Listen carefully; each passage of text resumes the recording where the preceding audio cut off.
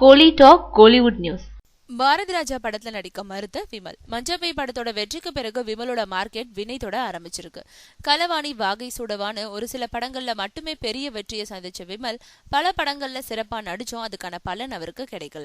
இந்த நிலையில சர்க்குணம் தயாரிப்புல விமல் நடிச்ச மஞ்சப்பை அண்மையில வெளியாகி மிகப்பெரிய வெற்றி அடைஞ்சிருக்கு.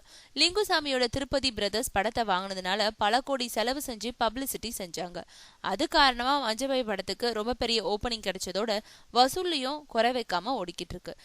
இந்த வெற்றி விமல சந்தோஷத்துல துள்ளி குதிக்க வச்சிருக்கு. இதற்கு நடுவுல பாரதி ராஜாவோட இயக்கத்துல நடிக்க விமல அணுகுனாங்களாம். பாரதி ராஜாவோட படங்கள்ல நடிச்ச கதாநாயகன்களுக்கு கடந்த காலங்கள்ல ஏற்பட்ட நிலைமைய நினைச்சு பார்த்த விமல் இப்போ டேட் இல்லன்னு பின்னாடி பார்க்கலான்னு நாசுக்கான மறுத்துட்டாராம்.